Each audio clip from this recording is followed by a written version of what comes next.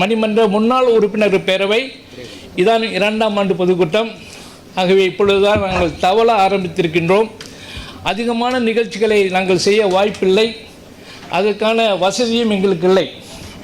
மணிமன்றத்திலே நாங்கள் பொறுப்பு வகித்த பொழுது எங்களுக்கு அரசாங்கம் இளைஞர் அமைச்சரிலிருந்து நிறைய வாய்ப்புகளை வசதியும் கொடுத்தார்கள். ஆனால் இப்பொழுது அந்த நிலை இல்லை. ஆகவே எங்களால் இயன்றதை செய்து கொண்டிருக்கின்றோம். இந்த மணிமன்றம் கண்டிப்பாக தமிழ் இளைஞர் மணிமன்றம் தத்துவ ஆராயம் சொன்னது போல இன்னும் தொடர்ந்து வலுவாக இருக்க வேண்டும் என்று சொன்னால் நாங்கள் மட்டும் செயல்பட்டால் கண்டிப்பாக பத்தாது. நீங்கள் எல்லாம் எங்களுக்கு முழுமையாக ஆதரவு கொடுத்தால்தான் அந்த மணிமன்றம் வலுவாக இருக்கும். ஏன்னா எங்களை வயசு காலகட்டம் 40 குறைந்து இன்னும் 30 வரக்கூடிய காலகட்டம் வந்து கொண்டு இருக்கின்றது. இன்னும் 2 ஆண்டு தான். 2 ஆண்டிலே கண்டிப்பாக 30 வயசு குறைஞ்ச ஆண்டு வரப்போகின்றது. அப்போ அந்த மாதிரி இருக்கும் பொழுது இப்போ உள்ள தலைமைத்துவத்தை நாங்கள் வளர்க்க வேண்டும். இந்த மறுபடியும் மணிமன்றத்தோட அந்த மறுமலர்ச்சியை நாங்கள் உருவாக்க வேண்டும். இதுக்கெல்லாம் முன்னாள் பேரவை சார்ந்த அத்தனை உறுப்பினர்களும் எங்களுக்கு மனதால் கை கொடுத்தால் கண்டிப்பாக வெற்றி நம்மளோட வெற்றியாக இருக்கும் என்று கூறிக்கொண்டு, நான் அன்று கூறியது போல் இன்றும் அதை கூறுகின்றேன். நாம் அனைவரும் யாருக்காக போராடுகின்றோம்? இந்த சமுதாயத்துக்காகத்தான் போராடுகின்றோம்.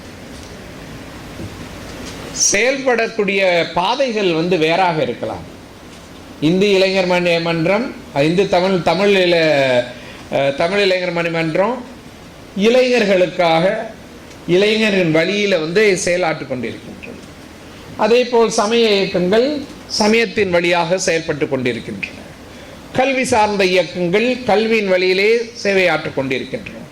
அரசியல் இயக்கங்கள் ஒட்டுமொத்தமாக அரசியல் ரீதியாக நாட்டில் இருக்கக்கூடிய உரிமையின் அடிப்படையிலும் சட்டத்தின் அடிப்படையிலும் திட்டங்களின் அடிப்படையிலும் நம்மளுடைய நிலை எப்படி உறுதி செய்து கொண்டிருக்கின்றோம்.